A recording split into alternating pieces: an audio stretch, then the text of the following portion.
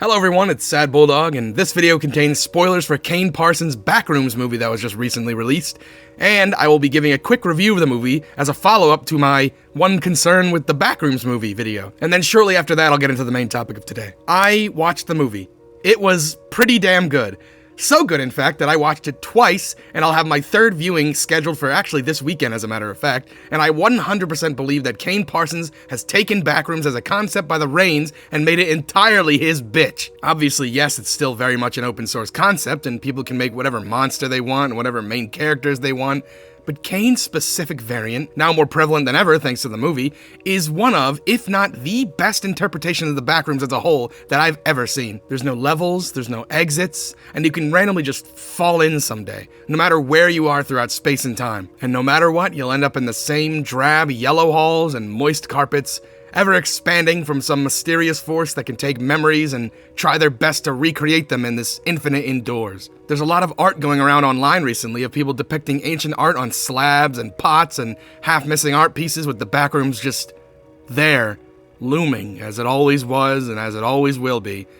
It just creeps me out in all the perfect ways. Like a rumor that spreads across humanity to the point where we become inspired by it, as we're the only ones intelligent enough to just barely comprehend what goes on in there. Maybe back then the rooms were more detailed or natural or had some kind of aura of primitiveness, not in the caveman way, but like an ever-evolving life form in its beginning stages. As years and years and years go by, and as less and less people and animals slip in, maybe it just defaults to the dread-filled yellow halls that we all know and love. Maybe only complex beings can quote-unquote create or conjure areas of the Backrooms. Who knows? As Clark said in the movie, the more it remembers, the less it does. A copy of a copy of a copy. Now let me actually get into what the title of the video says. I'm no intellectual history nerd, but like I said earlier, there's been an art trend going around recently of the Backrooms being illustrated in various places in time and around the world by artists and their made-up first-hand experiences walking to the endless office. The topic is just so interesting to me that I just felt like talking about it and getting it out there for everyone to see. Some of these concepts show off time-accurate versions of the Backrooms, like this one by Venus_AI_ that shows art of an ancient Persian woman bravely walking into the complex. These rooms are tiled and have arches instead of the typical fluorescent lights and 90s furniture strewn all about. Maybe even as time goes on, the further you go into the complex, these pieces of history are left behind somewhere in there. This art by Sanstitari 2000 depicts a Roman version of the Backrooms with statues and pillars and that grand feeling of old Roman and Greek buildings when they used to rule the world. Oh, and I forgot to mention the huge religious and spiritual influence that complex may have had on people in the olden times, and how it was viewed as, oh, I don't know, the center of the sun, or some corrupted, fucked up version of the Garden of Eden, or a passing point for travelers, or etc, etc. Now the real question is, for time-accurate Backrooms, what would futuristic Backrooms look like? Wouldn't there be a point in time where people who fell in the year 3000 would see dingy office spaces from the 90s and say, oh, this is old? Or would it be more modern and sleek? That in itself is a pretty frightening concept. Imagine falling through your floor just to be trapped in a room whose walls are covered in weird-looking variations of the corporate Memphis art style. If anything, I feel like a futuristic or modern Backrooms would just look like a hospital without all the equipment. A sterilized, squeaky clean, and incredibly dread-inducing series of endless halls and walls and furniture, but just slightly more recognizable.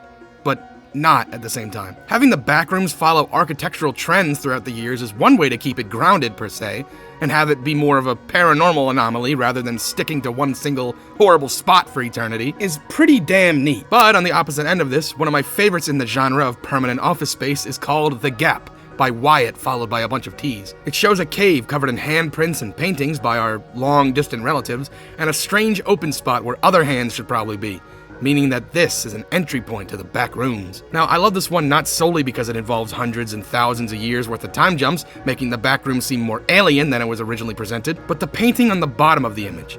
It shows a drawing of what the cave people found upon entering after being chased by some animals into the complex. There's four corners, the lights, and something lurking within. I absolutely love the idea of the Backrooms taking place permanently in some kind of horrible, dingy office space for the eternity of its existence, as if humans discovered the complex many years ago and got a good look around during our evolutionary infancy before we decided to adopt its way of styling interiors. For what reason we do that to ourselves, I have no idea. Maybe the complex has influence on our minds, while in turn we give it our memories to continue building itself into an infinite megastructure with no beginning, middle, or end in sight. Who the fuck knows? All in all, I really just wanted to share some cool art I've seen on Twitter recently and talk about how well Kane did with explaining, albeit very briefly, how this whole thing, quote-unquote, operates. A copy of a copy of a copy from the depths of the psyche. Unexplainable, without understanding, and a mystery across time. Thanks for watching this short video. Please go support the many artists I've credited today, and I'll see you in the next one. Goodbye.